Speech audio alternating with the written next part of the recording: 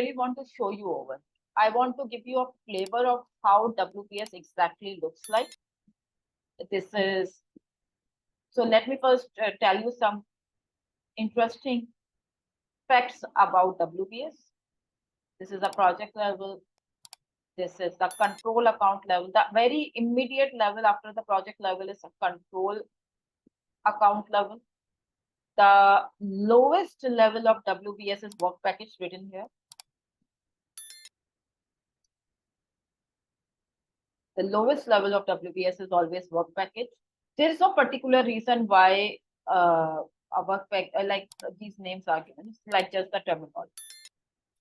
For control account, there is a reason, but for work package, there is, I mean, work package because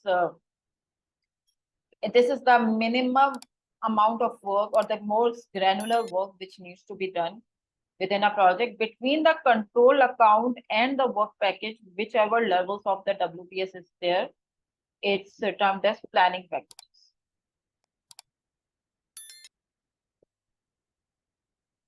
Right? So these are the different levels: project level, control account level, work package level, planning package level. And you can have as many levels as you want in your project. The allowed levels are up to 11 in a WBS, which is way more to cope up with your project.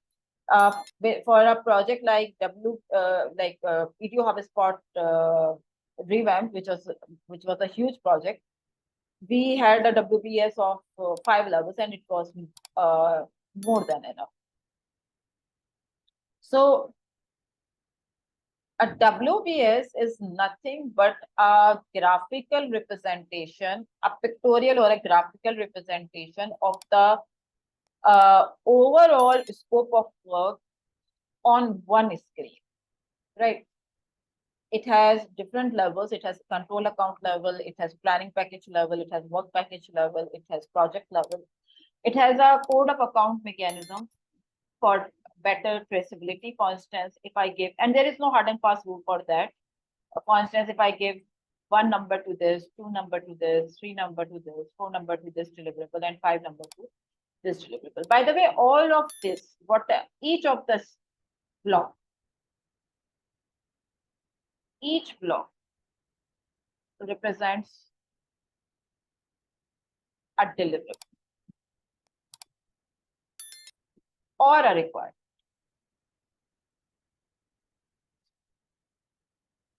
Of course, this is all the requirements, agreed upon requirements in this. It's also termed as 100% scope. WBS is also termed as 100% scope. If it is in the scope, it is on the WBS. If it is not on the WBS, it's not going to be done in the project. Okay? Which is the same thing we have talked about product backlog. Will the WBS also represents if in the team who are going to do the tasks? Who is going to do the task? Yes, I'm coming to that part. Please stay with me. I'm going. I know there is going to be a lot of questions. I'm going to answer them.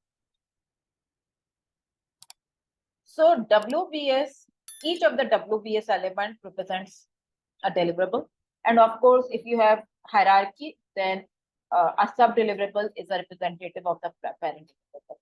For instance, PMP deliverable would have videos, slides, and test deliverable, which would have multiple videos, and each of the video would have each of the video section would have multiple different videos.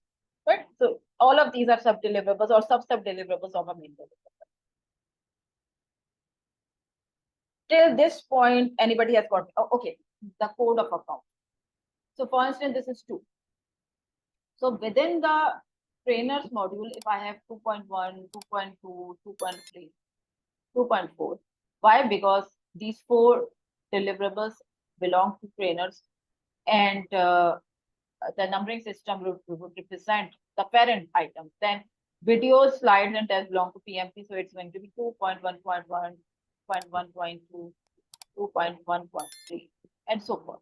In production management, going to be 2.1.1, 2.1.1.2. I mean, whatever is your parent, you just append dot and just 1, 2, 3, 4 till the point the sub deliverables are there. So Why? I have a question. Yeah. And it's kind of a matter of understanding and clarity as well. Mhm. Does WBS have, and I know one of our colleagues has already asked a part of it, does it have basically kind of duration as well? Like what time this task will happen, who is responsible of it, these kinds of things? Yes or no? Both. But like I said, stay with me on this. I am going to explain all of it, and then you can ask your questions, right? So there is a WBS is a huge topic. We need to first understand all of it, and then I will take your questions one by one. Primarily, WBS is for school, right? Primarily, it's for school. And on the secondary ground, it encompasses like everything within the project. So I have talked about the like what is WBS. It's a hierarchical decomposition of whatever scope of work we have identified in the project scope, which is like just like not too much work. It's like just a representation. It's a brief of what we have already identified in the scope state. It has different levels. It can have as many levels as you want, up to 11 levels. The very immediate level after the project, which is the most broader level, it can be the module level, phase level, deliverable, however you want to represent it. It's a control account level. Then you can have many planning packages till the time you have the work package level. Code of account is a numbering mechanism. Numbering mechanism is very helpful for detailed WBS because for a very detailed WBS, you have a chance to get,